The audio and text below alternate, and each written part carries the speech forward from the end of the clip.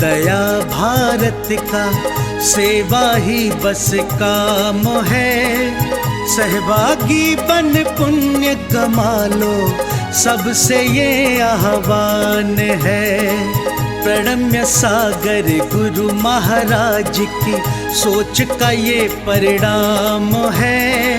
सहभागी बन पुण्य कमा लो, सबसे ये आह्वान है, सबसे ये आह्वान है।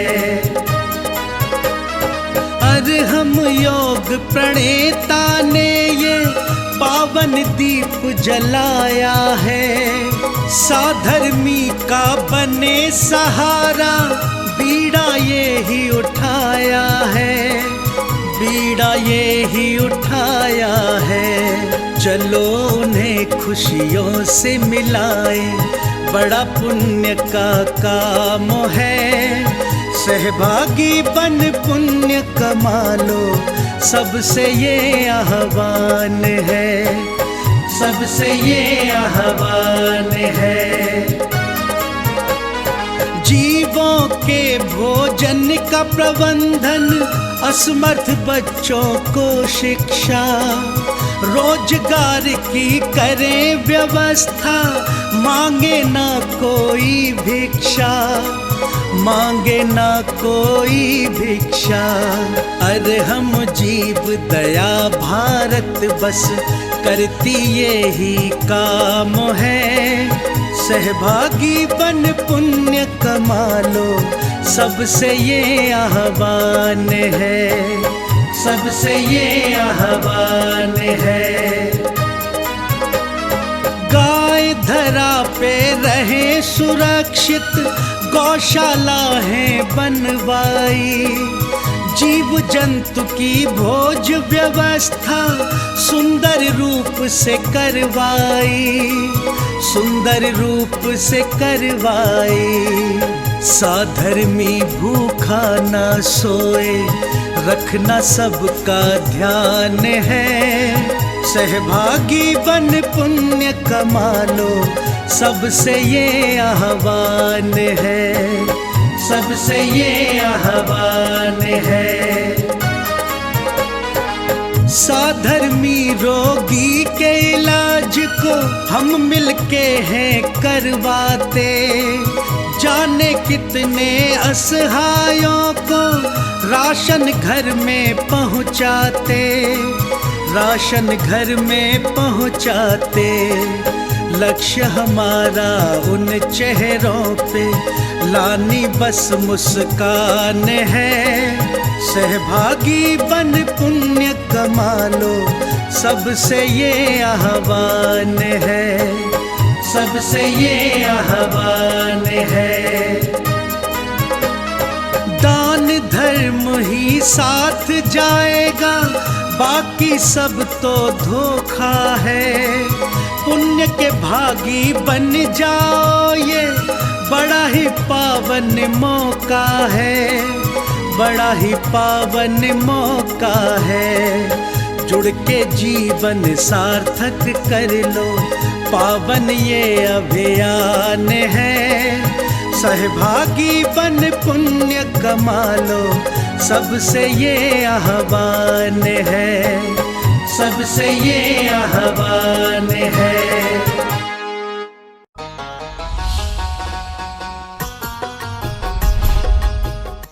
इस कार्यक्रम के पुण्यार्जक हैं प्रणम्य वाणी देवदूत। प्रणम्य गुरु की वाणी पहुँचे घर घर, सम्यक ज्ञान प्रभावना होवे घर घर। सभी प्रणम्य वाणी देवदूत के पुण्य की बहुत बहुत अनुमोदना। मात्र 12,000 रुपए वार्षिक सहयोग राशि प्रदान कर प्रणम्य वाणी देवदूत बने। अधिक जानकारी के लिए संपर्क करें।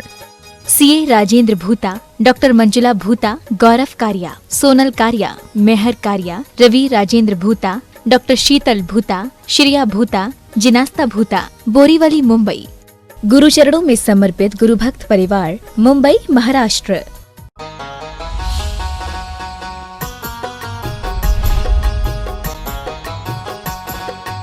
प्रणम्य सागर जी महामुनि राज के, मुनि संघ की नमोस्तु गुरुदेव, नमोस्तु गुरुदेव। इस महामय पूजा का आज आप लोगों के लिए यह छठवां दिन मंगलमयी होकर के आया है और यह छठा दिन आप लोगों के लिए 8 दिनों में छठा हुआ दिन है।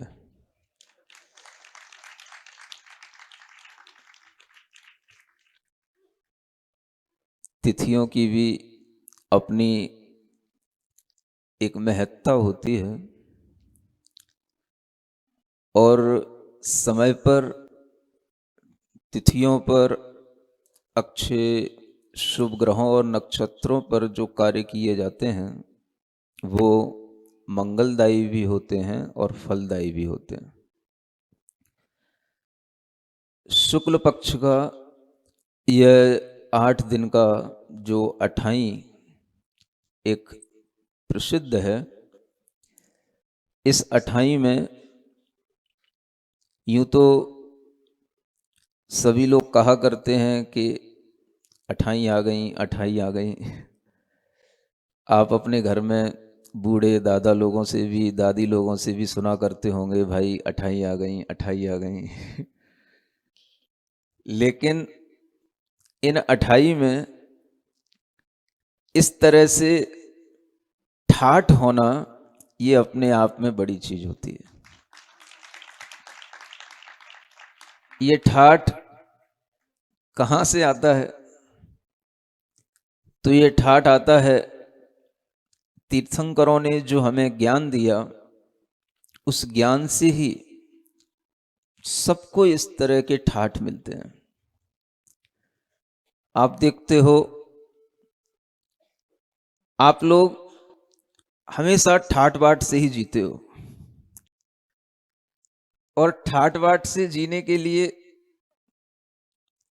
इस तरह के पुण्य वृद्धि के आयोजन, इस तरह से भाव वृद्धि के आयोजन करते रहने के लिए भी तीर्थंकरों की वाणी में हर भव्य जीव के लिए ये सुख का वातावरण दिया गया है। एक तरफ जहां हम देखते हैं कि अनेक तरह की तपस्याएं तीर्थंकरों ने कही हैं, कठिन कठिन आचरण तीर्थंकरों ने बताए हैं, वहीं हम दूसरी तरफ देखते हैं कि श्रावकों के लिए बड़े ठाठ बाट के काम भी तीर्थंकरों ने बताए। सारी कठिन चर्याएं, सारा कठिन आचरण, वो सब हम लोगों के लिए कर दिया और जितना भी मजे का काम था, ठाट बाट का काम था, वो सब श्रावकों की झोली में डाल दिया। तो मैं सोचता हूं कि ये सब पार्शलिटी क्यों की गई। और इस तरह का जब विचार आता है तो ऐसा भी लगता है कि बिना कठिन आचरण के भी, बिना कठिन नियमों व्रतों के भी बड़ी सरलता से भी मोक्ष मार्ग बनता है। गृहस्थों के लिए बड़े आसान तरीके से इतने अच्छे अच्छे भाव तीर्थंकरों के ज्ञान के द्वारा बताए गए हैं कि हमारे भीतर जो संसार बसता है, जो हमारी आत्मा में कोड़ा कोड़ी सागरों के जो कर्म बंध होते हैं, उन कर्म बंधों की स्थितियां भी घटती जाती हैं, नष्ट होती जाती हैं। जो हमारी आत्मा में कर्म बंध बहुत लंबी लंबी ड्यूरेशन को लेकर के पड़े रहते हैं, वो कर्म बंध भी केवल भगवान की पूजा से, भगवान जिनेंद्र देव की प्रतिमाओं की आराधना से नष्ट हो जाते हैं। ये जब हम पढ़ते हैं, सुनते हैं, तो हमें लगता है कि एक तरफ तो ये भगवान जिनेंद्र देव की पूजा करना और एक तरफ इस तरह का श्रावकों का ठाट बाट दिखना, और ये दोनों कामों से ही उनका संसार नष्ट हो रहा है, उनके कर्मों का क्षय हो रहा है। ये कहा गया है, जिन पतयस तत् प्रतिमा तदालयास्तन्य शब्द का स्थानानि ते ताश्च ते चतानि च भवन्तु भवघात हेतवो भव्यानाम। आचार्य कहते हैं जिनेंद्र भगवान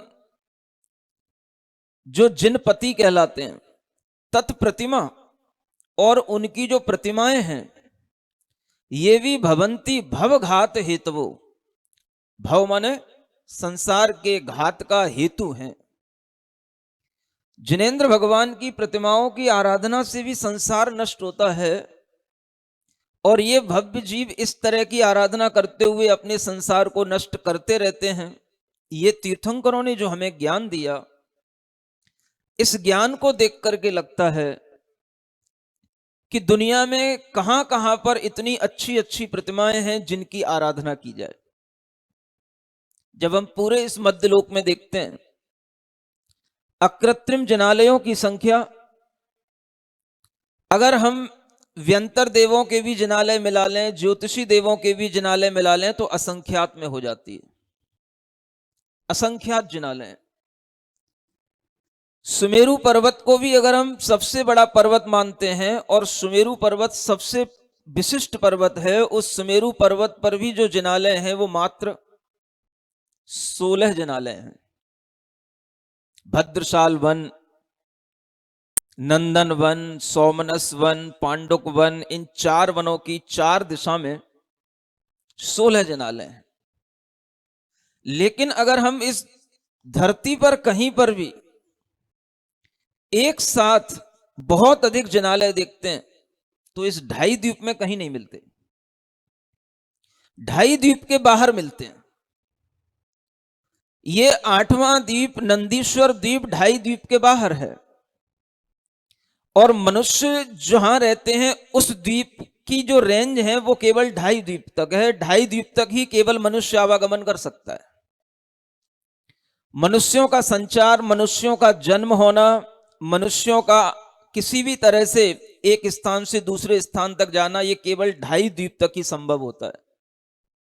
एक जम्बू द्वीप, जम्बू द्वीप के बाद आता है लवण समुद्र, तो वो समुद्र की गिनती में आएगा। फिर उसके बाद आएगा द्वीप धातकी खंड द्वीप, ये दूसरा द्वीप आता है। फिर उसके बाद आएगा कालोदधी समुद्र, वो समुद्र की गिनती में आएगा। और फिर उसके बाद में आएगा आधा पुष्कर द्वीप। ऐसे 2.5 द्वीप में ही केवल मनुष्यों का गमन होता है, मनुष्य रहते हैं। ये मनुष्य लोक कहलाता है। ये संरचना भी आपके दिमाग में थोड़ी सी फिट होनी चाहिए। जम्बू द्वीप, धातकी खंड द्वीप और आधा पुष्कर द्वीप मिलाकर के 2.5 द्वीप होते हैं और बीच में 2 समुद्र पड़ जाते हैं। इतना जो विस्तार है, ये विस्तार सारा का सारा मनुष्य लोक का विस्तार है। फिर इसके आगे जो आधा पुष्कर द्वीप था, वो पूरा पुष्कर द्वीप आधा उधर भी बचा रहता है, जो मानुषोत्तर पर्वत के माध्यम से आधा हो जाता है। और फिर उसके बाद में आधा पुष्करार द्वीप उधर, ये मनुष्य लोक के बाहर हो गया। फिर उस पुष्कर द्वीप के बाद में पुष्करवर समुद्र, फिर उसके बाद में भी एक वारुणीवर द्वीप और उसके बाद में वारुणीवर समुद्र। कितने द्वीप हो गए? 4 हो गए। और फिर उसके बाद में क्षीरवर द्वीप और क्षीरवर समुद्र। ये वो समुद्र है क्षीर समुद्र, जहां पर जिनेंद्र भगवान के केशों का वहां पर प्रक्षेपण किया जाता है। या जब भी कभी आप भगवान का अभिषेक करते हैं, मंगल क्रिया करते हैं, तो कल्पना करते हैं हम क्षीर सागर का जल लेकर के आ रहे हैं। ये वह पवित्र सागर है जो 2.5 द्वीप के बाहर है। आप सोचो ये संरचना, ये मध्यलोक का विस्तार है। और इस मध्यलोक के विस्तार में उस 5वें द्वीप के आगे भी, क्षीरवर द्वीप के आगे फिर एक घृतवर द्वीप आता है। फिर घृतवर समुद्र आएगा, द्वीप और समुद्र, द्वीप और समुद्र, ये 6वां हो गया। और फिर उसके बाद में एक 7वें नंबर का आता है क्षौद्रवर द्वीप और क्षौद्रवर समुद्र। और फिर उसके बाद में आता है 8वां द्वीप नंदीश्वर द्वीप और नंदीश्वर समुद्र। सुन रहे हो कितने समुद्र हो गए? 8वां द्वीप हो गया, 8वां समुद्र हो गया। और ये जो 8वां द्वीप है नंदीश्वर द्वीप, इससे पहले कितने 7 द्वीप निकल गए और 7 समुद्र निकल गए, और ये सभी double double double double diameter वाले हैं। जम्बू द्वीप 1 लाख योजन विस्तार वाला है, उसका डबल करते जाओ 2 गुना, 2 लाख योजन का, फिर उससे दुगना द्वीप, फिर 4 का, फिर उससे दुगना समुद्र 8 का। ऐसे करते करते आप नंदीश्वर द्वीप तक पहुंचेंगे, तब जाकर के आपको नंदीश्वर द्वीप का वह विस्तार समझ में आएगा। और उस नंदीश्वर द्वीप में पहुंचने के बाद केवल वही एक स्थान होता है जहां पर ये 13 जिनालय 4 दिशा में बने हुए रहते हैं। आप सोचो कि ये जिनालय कितनी बड़ी रेंज में बने हुए हैं, ये कितने बड़े क्षेत्र में बने हुए हैं, इनकी आप कल्पना कैसे कर पाओ? अगर हम उन जिनालयों में उनकी ऊंचाइयां देखते हैं तो अंजनगिरी की ऊंचाई 84,000 योजन है, और उतना ही उसका विस्तार है, उतना ही बड़ा वो गोल है।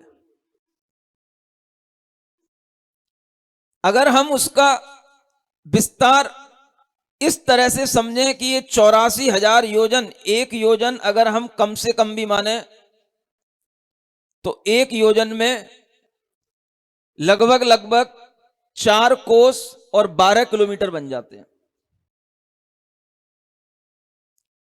ये अंजनगिरी का विस्तार, उसकी ऊंचाई, और सबसे बड़ी बात कि जो ये अंजनगिरी पर्वत हैं, ये जितने ऊंचे हैं उतने ही विस्तार वाले हैं। माने जो ये गोला दिखाई दे रहा है, ये जितना गोले का विस्तार होगा उतनी उसकी ऊंचाई का विस्तार होता है। अब अंजनगिरी के बाद में दूसरा जो पर्वत है वो दधिमुख पर्वत है, और वो दधिमुख पर्वत वो 10,000 योजन ऊंचा और 10,000 गोलाई विस्तार को लिए हुए है। इसके बाद में जो रतिकर पर्वत हैं वो 1,000 योजन ऊंचे और 1,000 योजन विस्तार को लिए हुए हैं। अगर हम इनका अनुपात देखें तो कितना बढ़ जाता है? 1/10/84। समझ आ रहा है? आप अगर कहीं पर भी इस रचना की कल्पना करोगे तो आप इस कल्पना को कैसे बना पाओगे? कहीं अगर आप 1 फीट ऊंचा या 1 फीट गोलाई को लेकर के कुछ भी बनाओगे तो वो कुछ भी अच्छा नहीं लगेगा। और अगर आपने उसको इस अनुपात से बनाने की सोची कि भाई कम से कम 5 फीट गोल का तो होना चाहिए, 10 फीट गोला तो होना चाहिए, तो फिर दिए 10 है तो वो उससे 10 गुना होना चाहिए, और वो उससे 84 गुना होना चाहिए। समझ आ रहा है? आप 84 फीट का मंदिर भी बनाओगे तो बहुत बड़ा दिखेगा, और वो 84,000 योजन का है। मैं आपका दिमाग थोड़ा सा और ऊंचा करना चाह रहा हूं। हम इस तरह की आराधना करते करते 6 दिन तो निकाल दिए। हम सोचें कि हम कितने भव्य जिनालयों की आराधना कर रहे हैं, जिन जिनालयों का विस्तार किलोमीटरों में गिनने में मुश्किल होता है, इसलिए उन्हें योजनों में कहा जाता है। और उस स्थान पर पहुंचने वाले वह देव लोग जब इस तरह के विस्तार में फैले हुए रहते हैं तो आप सोचो कि जितना यह आपके यहां पर जितना बड़ा जम्बू द्वीप है उतनी बड़ी बड़ी तो वहां पे बावड़ियां हैं, तालाब हैं। 1 लाख योजन के तो तालाब हैं, उसके अंदर दधिमुख नाम के पर्वत हैं। समझ आ रहा है? आप थोड़ा देखो तो कितनी विशाल रचना है, और ये अनादिकालीन चली आई हुई रचनाएं हैं। और इन रचनाओं के माध्यम से आचार्य कहते हैं इन जिनेंद्र भगवान की प्रतिमाओं का अगर आप स्मरण करते हैं, इन जिनालयों का आप स्मरण करते हैं, तो आपके संसार की स्थिति का छेद होता है, यानी आपका संसार नष्ट होता है। आत्मा के अंदर जो अनादिकालीन कर्मों की स्थितियां पड़ी हुई हैं, उन स्थितियों को विनष्ट करने का इससे बढ़कर के कोई सरल सुलभ साधन दिखाई नहीं देता। इसलिए मैं आपसे कह रहा था साधुओं को जो काम तपस्या से मिलते हैं, जो कर्म कटते हैं उनकी तपस्या से, उनके ध्यान से, भगवान ने कह दिया कि वो कर्मों की स्थितियों का नाश, वो कर्मों का क्षय, वो सब कुछ संसार का क्षय श्रावकों के लिए भगवान की प्रतिमाओं की आराधना से हो जाता है। तो मुझे समझ में नहीं आ रहा, ये तीर्थंकरों ने ये अलग अलग तरह से ये विभाजन करके ये पार्शलिटी क्यों की है? श्रावकों के लिए इतना ठाट बाट का मार्ग, सरलता का मार्ग, और साधुओं के लिए इतना कठिनता का मार्ग। इनके भी कर्म कट रहे हैं। और आचार्य कह रहे हैं कि ये जिनेंद्र भगवान की प्रतिमाओं की आराधना जितना अच्छे ढंग से करेंगे, माने जितने ठाट बाट से करेंगे, उतने ही इनके कर्म और कटेंगे। माने कर्म बंधेंगे नहीं ठाट बाट से, जितने ठाट बाट से करोगे उतने ही कर्म और कटेंगे, उतने ही आपकी भीतर संसार की स्थितियों का विनाश होगा, उतना ही आपका संसार का विच्छेद होगा, और संसार इतना घट जाएगा, इतना घट जाएगा, मुझे आश्चर्य होता है। मैं आपको आज एक बहुत अच्छी चीज बताना जा रहा हूं। जिनागम में इन तीर्थंकरों की या इन जिनेंद्र भगवान की प्रतिमाओं की पूजा का इतना उत्कृष्ट उल्लेख जो पढ़ने को मिलता है, उससे लगता है कि सारी तपस्याएं एक तरफ और जिनेंद्र भगवान की प्रतिमाओं की आराधना करना एक तरफ।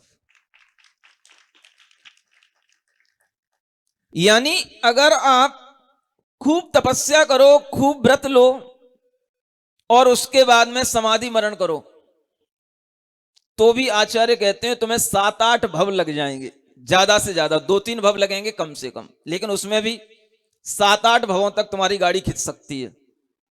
लेकिन एक उल्लेख हमें ऐसा मिला जिसमें यह कहा गया है कि जो नंदीश्वर की जिनालयों की पूजा करते हैं, जो नंदीश्वर के इन पर्वों में 8 दिनों तक भगवान जिनेंद्र देव की उन प्रतिमाओं की आराधना करते हैं, जो प्रतिमाएं उस 8वें द्वीप में स्थित हैं, उन्हें स्मरण करके किसी भी तरीके से स्थापना निक्षेप में भी ला करके उनकी आराधना करते हैं और इस तरह का ये मंगल पर्व मनाते हैं, उन जीवों के लिए 3 भव से ज्यादा नहीं लगते और उन्हें मुक्ति की प्राप्ति हो जाती है। सुन रहे हो? अब बताओ मैं क्या करूं? अब मैं तपस्या करूं कि ये विधान करूं?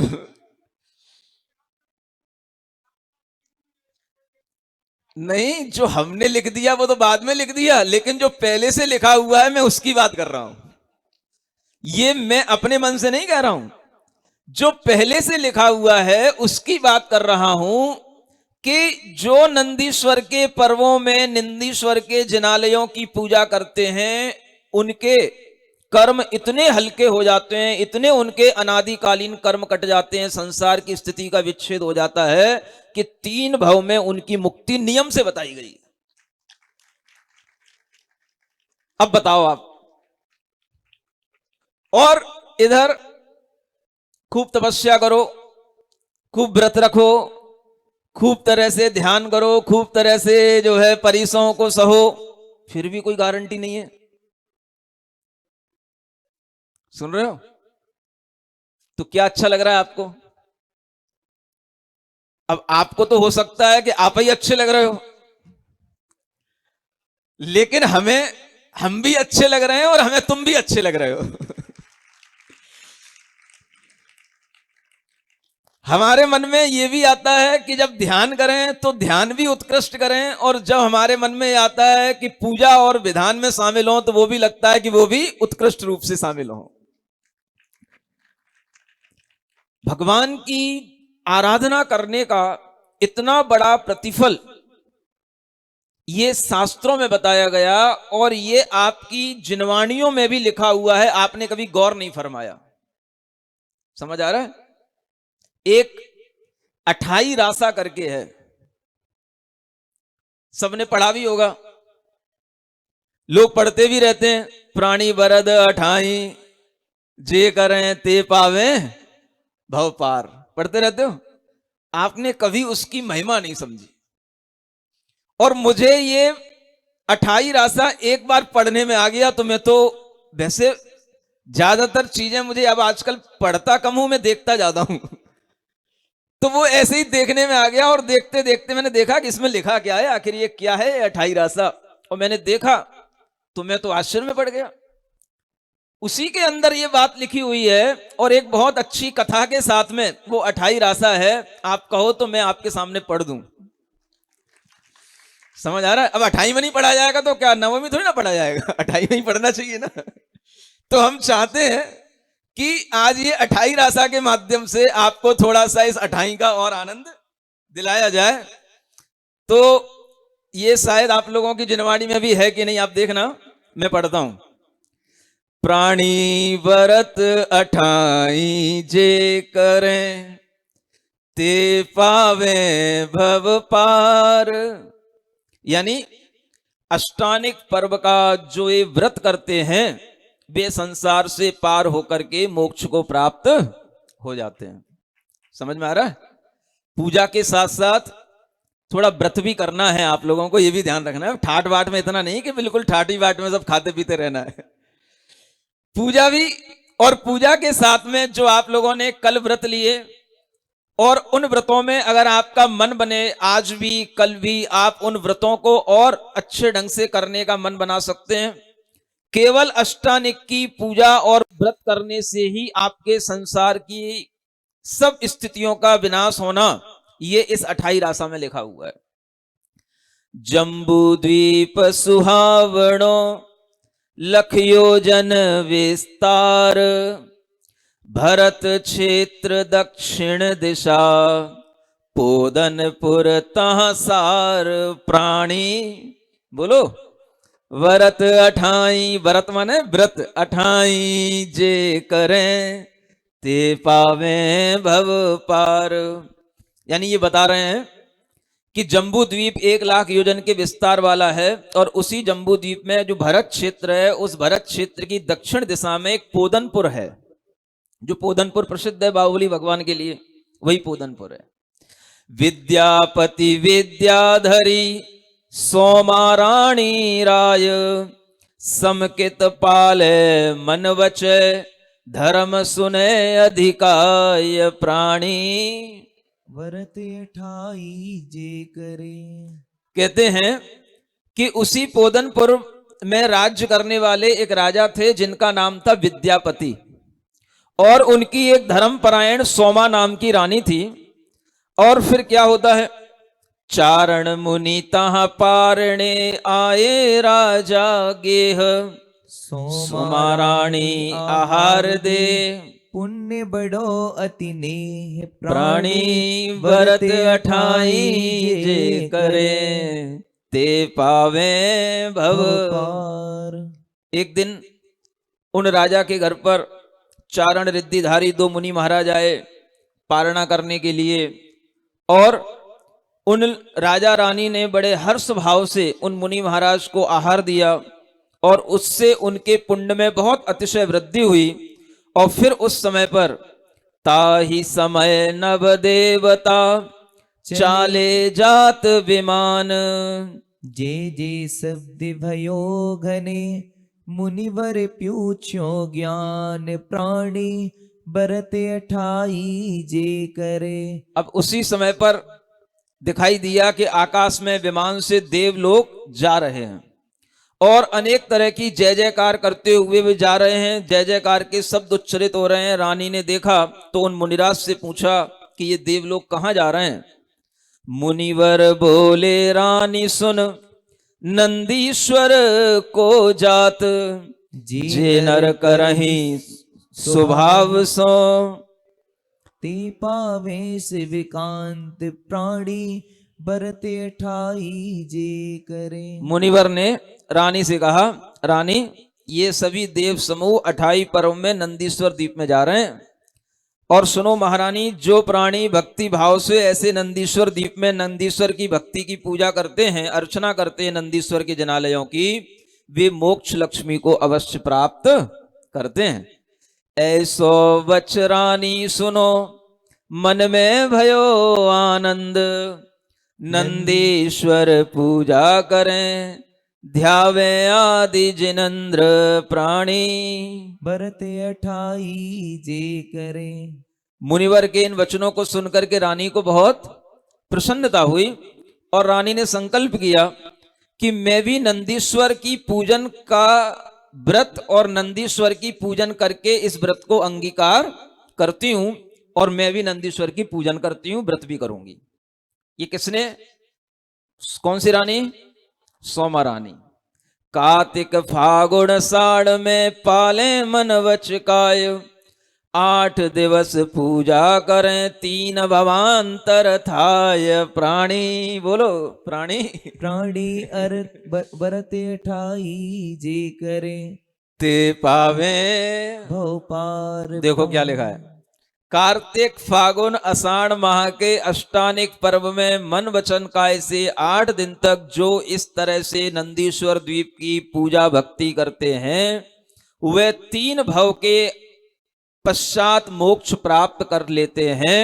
ये इसमें लिखा हुआ है, समझ में आ रहा है ना? हम तो बाद में बोल रहे हैं, ये पहले से लिखा हुआ है, आपकी जिनवाणी में लिखा हुआ है, हमें तो पता ही नहीं था। विद्यापति सुन चालियो रचियो विमान अनूप, रानी बरजय राय को तुम हो मानस भूप प्राणी। 28 जे ते पावे भव पार प्राणी। अब मुनि महाराज के मुख से जब उस राजा विद्यापति ने भी ये सुन लिया और नंदीश्वर की महिमा सुन ली, तो नंदीश्वर द्वीप में जाने के लिए उसने एक अद्भुत विमान तैयार किया, है ना? ये विद्याधर राजा की बात है। तो उसने एक अद्भुत विमान तैयार किया। तो रानी ने उससे कहा, सुनो राजन, नंदीश्वर द्वीप तक कोई भी मनुष्य नहीं जा सकता। आप भले ही विद्याधर हो, विद्या से विमान बना सकते हो, विद्या से पूरे 2.5 द्वीप में घूम सकते हो, लेकिन 2.5 द्वीप के बाहर तुम्हारा विमान नहीं जा सकता। अब राजा के मन में आ गया कि मुझे तो नंदीश्वर द्वीप की पूजा करने को जाना ही है, नंदीश्वर द्वीप में जाना ही है। तो वो राजा ने जिद पकड़ ली और रानी ने कहा कि 2.5 द्वीप के बाहर कोई मनुष्य जा नहीं सकता है, देव लोग ही जा सकते हैं। तो रानी की कहने पर भी राजा नहीं माना और राजा ने कहा नहीं, मैं तो जाऊंगा, मैं तो जाऊंगा। तो देखो राजा वहां कैसे पहुंचता है, समझ में आ रहा है? मानुषोत्र लांघव नहीं, मानुष जेती जात, जिनवाणी निश्चय कही, 3 भुवन विख्यात प्राणी। व्रत 28 जे करे ते पावे भव पार। बोलो तो करो प्राणी। फिर क्या हुआ, रानी ने राजा से कहा, मानुषोत्तर पर्वत के उस पार मनुष्य का गमन संभव नहीं है, ऐसा जिनवाणी में निश्चय से कहा गया है। और ये जिनवाणी 3 लोकों में प्रसिद्ध है। आगम के ये वचन, जिनवाणी के ये वचन हैं, इसलिए आप इस विचार को छोड़ दो और यहीं पर आप उन नंदीश्वर की प्रतिमाओं की स्थापना करके, यहीं पर आप उन नंदीश्वर की प्रतिमाओं को किसी भी रूप में स्थापित करके उनकी पूजा करने का विचार करो तो अच्छा बन जाएगा। वहां पहुंचने का विचार आपका अच्छा तो है, लेकिन आप वहां पहुंच नहीं पाओगे। अब कैसे हम नंदीश्वर की पूजा करें, कैसे हम उनकी स्थापना करें? तो रानी ने समझाया, आप जिनालयों की स्थापना किसी भी रूप में कर सकते हैं, उनको आप प्रतिष्ठित भी करा सकते हैं, लेकिन आपको वह स्थापना यहीं पर करनी पड़ेगी। स्थापना निक्षेप से ही आपको जिनेंद्र भगवान की आराधना करनी पड़ेगी। साक्षात नंदीश्वर में जाने का सौभाग्य हमें मिलता नहीं है। सुन रहे हो? जैसे कि आप लोगों के सामने ये स्थापना दिख रही है, जिनालयों की स्थापना करने का इससे अच्छा और उपाय क्या हो सकता है? एक एक जिनालय को एक एक पर्वत के ऊपर स्थापित करके 108 जिन बिंबों को हम चारों ओर परिक्रमा करते हुए देख भी पाते हैं और उन 108 जिन बिंबों पर हम नजर भी डाल पाते हैं। भले ही वो जिन बिंब छोटे हैं, लेकिन ज्ञान से हमें उन्हें बड़ा देखना है। मैग्नीफाई करने के लिए जो लेंस आते हैं, वो लेंस हमारी नॉलेज होती है और उस नॉलेज से हम उसको कई गुना उसको मैग्नीफाई कर सकते हैं। यानी हमें अपने उस ज्ञान से देखना है जो ज्ञान हमने अभी आपको बताया। कितने बड़े बड़े जिनालय, और उन जिनालयों में 500-500 धनुष की प्रतिमाएं, 3-3 हजार हाथ की प्रतिमाएं, फीट की प्रतिमाएं, वह प्रतिमाओं का ध्यान आप इन छोटे छोटे जिन बिंबों से भी कर पाओ तो भी आपको वही फल मिलेगा जो फल देवों को वहां पर साक्षात जिनेंद्र भगवान की प्रतिमा से मिलता है। आपको इन नंदीश्वर दीपों की आराधना से वही फल यहां पर बैठे बैठे मिलेगा, और उससे ज्यादा मिलेगा। क्यों मिलेगा? क्योंकि उनको तो जाने का नियोग है, उन्हें तो जाना ही है। हर अष्टानिक में उन्हें वहां पहुंचना है। आपका तो कोई नियोग था नहीं, आपका तो संयोग है। समझ में आ रहा है? उनका नियोग है, आपका संयोग है, और वो संयोग बन बैठा। क्योंकि हम यहां बैठ गए तो वो संयोग बन बैठा। गुरुजी ने आशीर्वाद दे दिया अष्टानिक का, तो संयोग बन बैठा। तो आपके इतने संयोग मिले कि गुरुजी ने आशीर्वाद दे दिया। हमारा भी फिर सोचते सोचते देखते देखते आखिर करके मन बन ही गया। तो ये सब संयोग की बात है। तो इस संयोग से मिलने वाला पुण्य आपके लिए अद्भुत होगा, और जो नियोग से मिलता है भाई वो तो हमें करना ही है, वो तो जाना ही है। तो उसमें भी जितना पुण्य मिलेगा उससे ज्यादा पुण्य आप मनुष्यों को मिलेगा। इसलिए रानी की बात भी ध्यान में रखना कि वहां पर जा नहीं सकते हो, लेकिन यहीं पर स्थापना कर सकते हो। सो विद्यापति ना रहो, चलो नंदीश्वर द्वीप, मानुषोत्र गिर सो मिलो, जाय विमान महीप। प्राणी, सब प्राणी बोले। फिर भी वो राजा विद्यापति ने रानी की बात नहीं मानी और नंदीश्वर द्वीप के लिए उसने प्रस्थान कर दिया, और वह मानुषोत्तर पर्वत पर पहुंच गया, और वहां पर वह अभिमान बस आगे बढ़ने की चेष्टा करने लगा। सुन रहे हो? अब जब वह अभिमान बस आगे बढ़ने की चेष्टा करने लगा तो उसके अंदर भक्ति भी है और अभिमान भी है, जैसे श्रावकों में होता है। नहीं समझ आ रहा है? भक्ति करेंगे तो करेंगे, जो उन्हें ठान लिया उन्हें करना है तो करना है, तो भक्ति भी करते हैं और अभिमान भी करते हैं कि सबसे बड़े इंद्र कौन? तो हम। सौधर्म इंद्र कौन? तो हम। कुबेर कौन? तो हम। समझ आ रहा है? सभी बड़े हैं, यहां जितने बैठे हैं सब बड़े हैं, जो यहां से लेकर के वहां तक बैठे हैं सब बड़े हैं, कोई छोटा नहीं है। सब अलग अलग निकाय के देव हैं, सबके अंदर भक्ति के भाव अपने अपने ढंग के होते हैं। और न जाने, आप तो मनुष्यों की बात कर रहे हो, जब एक छोटा सा मेंढक भी भगवान की भक्ति के लिए जाता है तो उसकी भक्ति के भावों से भी वो डायरेक्ट समूह शरण में राजा श्रेणिक से पहले पहुंच जाता है। आप तो मनुष्यों की बात कर रहे हो, कोई छोटा नहीं है। वहां पीछे बैठे बैठे बाबा जी के, दादाजी के, या किसी भी व्यक्ति के वहां पर पीछे बैठे बैठे कितने उत्कृष्ट भाव बन रहे हो, क्या कहा जा सकता है? भावों की महिमा है, ये आपसे कल भी कहा था। इसलिए इन भावों की महिमा को ध्यान में रखते हुए आपको ध्यान में रखना है कि ये जो नंदीश्वर के पर्व आप मना रहे हैं, ये पर्व आपने बहुत अच्छे ढंग से मनाया, पहली बार मनाया, और आपको इस पर्व को मनाते हुए जो आपके लिए ये जो जिन महिमा की प्रभावना करने का जो सौभाग्य मिल रहा है, ये प्रभावना बनी रहनी चाहिए। और ये प्रभावना आगे आने वाले 2 दिनों में और रहेगी, लेकिन उसके बाद में वो प्रभावना भी बननी चाहिए जिसकी चर्चा मैंने आपसे कल नहीं परसों की थी।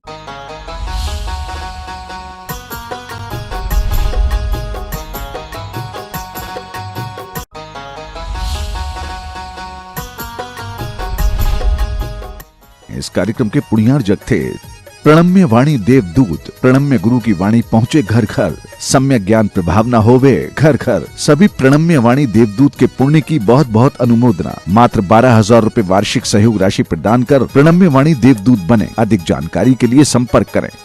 सीए राजेंद्र भूता, डॉक्टर मंजुला भूता, गौरव कारिया, सोनल कारिया, मेहर कारिया, रवि राजेंद्र भूता, डॉक्टर शीतल भूता, श्रिया भूता, जिनास्ता भूता, बोरीवली, मुंबई।